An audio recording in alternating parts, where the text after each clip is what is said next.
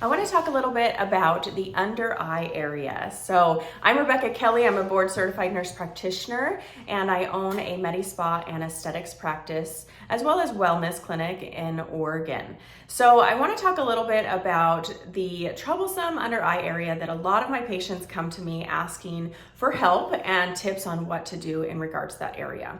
So it is very complex. It's one of those areas on the face that when we are looking to treat it, we definitely have to go through different steps and really talk with the patient to come up with the best plan, because sometimes the best plan is surgery. And I know that's not what everybody wants to hear. However, if your under eye area has certain criteria that we really do not feel comfortable fixing in the Medi-Spa, it's definitely something that surgery is going to be the best option. So how do we know if we can fix it here, or if we can help improve it, or if really surgery is the best option? So the biggest thing for me and my patients is how much puffiness you have under the eye. So as we age, we start having volume loss, and that volume starts going away all over our face because we're having bone loss as we age, which is women, we know that. But also our fat pads that are nice and tight when we're young, they start to spread apart and they start to go south. And that is just part of the aging process, along with loss of collagen in our skin. So when it comes to the under eye area where that skin is so sensitive, we definitely notice that a lot as we age. We notice all three of those things happening, and it basically can cause the puffiness under the eyes, it can cause the hollowness, as well as the dark circles. So when my patients come to me and they have really severely puffy eyes, that is something that I'm going to recommend surgery is going to be the best option.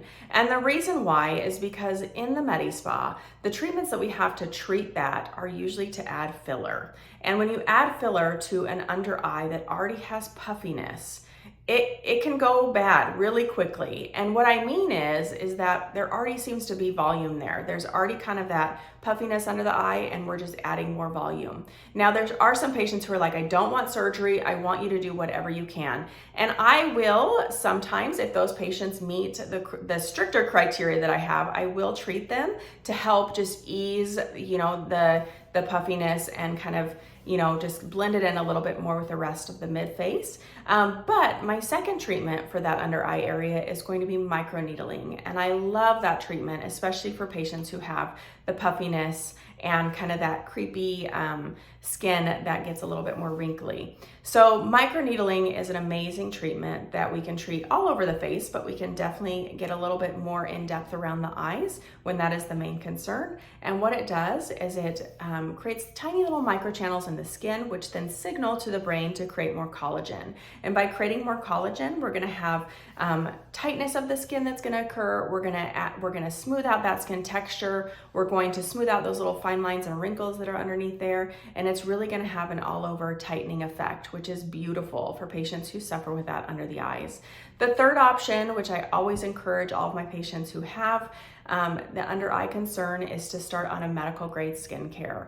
Our favorite one that we have right now to treat under the eyes is our Skin Better eye cream, and it's incredible. There's a few different kinds, a few different options out there depending on what your main concern is. And so depending on what my patients are looking for, I can recommend the best product for them in the Skin Better line. So I hope this helped. If you have any questions, go ahead and comment below. Be sure to like and subscribe, and then also share this with any friends and family who may need it.